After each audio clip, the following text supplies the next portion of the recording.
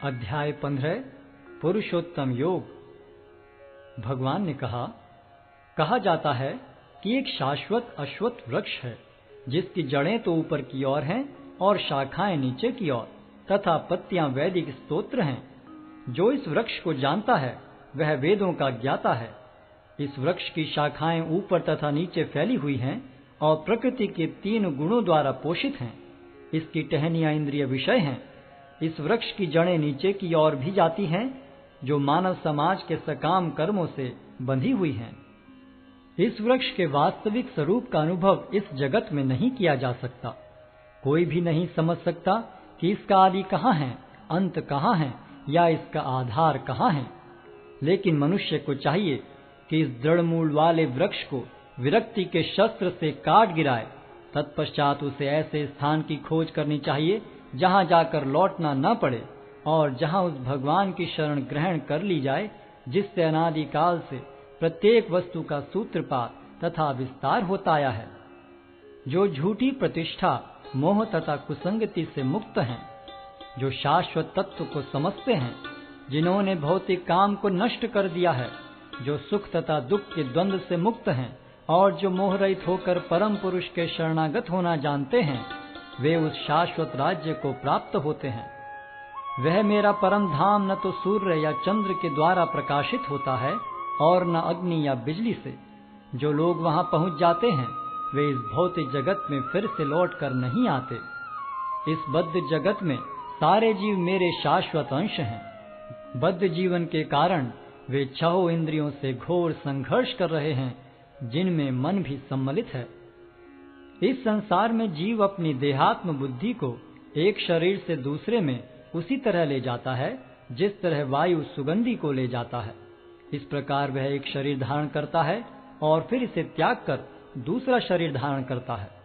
इस प्रकार दूसरा स्थूल शरीर धारण करके जीव विशेष प्रकार का कान, आंख, जीभ, नाक तथा स्पर्श इंद्रिय प्राप्त करता है जो मन के चारों ओर संपुंजित हैं। इस प्रकार वह इंद्रिय विषयों के एक विशिष्ट समुच्चय का भोग करता है। मूर्ख न तो समझ पाते हैं कि जीव किस प्रकार अपना शरीर त्याग कर सकता है, न ही वे यह समझ पाते हैं कि प्रकृति के गुणों के अधीन वह किस तरह के शरीर का भोग करता है। लेकिन जिसकी आंखें ज्ञान में प्रशिक्षित होती हैं वह यह सब देख सकता है। आत्म साक्षात्कार को प्राप्त प्रयत्नशील योगी जन यह सब स्पष्ट रूप से देख सकते हैं। लेकिन जिनके मन विकसित नहीं हैं और जो आत्म साक्षात्कार को प्राप्त नहीं हैं, वे प्रयत्न करके भी यह नहीं देख पाते कि क्या हो रहा है। सूर्य का तेज जो सारे विश्व के अंधकार को दूर करता है मुझसे ही निकलता है। चंद्रमा तथा अग्नि के तेज भी मुझसे उत्पन्न हैं। मैं प्रत्येक लोक में प्रवेश करता हूँ और मेरी शक्ति से सारे लोग अपनी कक्षा में स्थिर रहते हैं। मैं चंद्रमा बनकर समस्त वनस्पतियों को जीवन रस प्रदान करता हूँ। मैं समस्त जीवों के शरीरों में पाचन अग्नि हूँ और मैं श्वास प्रश्वास में रहकर 4 प्रकार के अन्नों को पचाता हूँ। मैं प्रत्येक जीव के हृदय में आसीन हूँ और मुझसे ही स्मृति, ज्ञान तथा विस्मृति होती है। मैं ही वेदों के द्वारा जानने योग्य हूँ। निस्संदेह मैं वेदांत का संकलन करता तथा समस्त वेदों का जानने वाला हूँ। जीव 2 प्रकार के हैं, च्युत तथा अच्युत। भौतिक जगत में प्रत्येक जीव च्युत होता है और आध्यात्मिक जगत में प्रत्येक जीव अच्युत कहलाता है।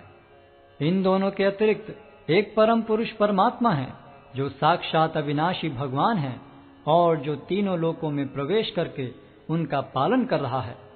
चूंकि मैं क्षर तथा अक्षर दोनों के परे हूँ और चूंकि मैं सर्वश्रेष्ठ हूँ, अतएव मैं इस जगत में तथा वेदों में परम पुरुष के रूप में विख्यात हूँ। जो कोई भी मुझे संशय रहित होकर पुरुषोत्तम भगवान के रूप में जानता है वह सब कुछ जानने वाला है।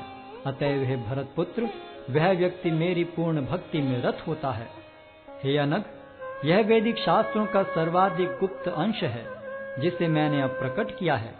जो कोई इसे समझता है वह बुद्धिमान हो जाएगा और उसके प्रयास पूर्ण होंगे।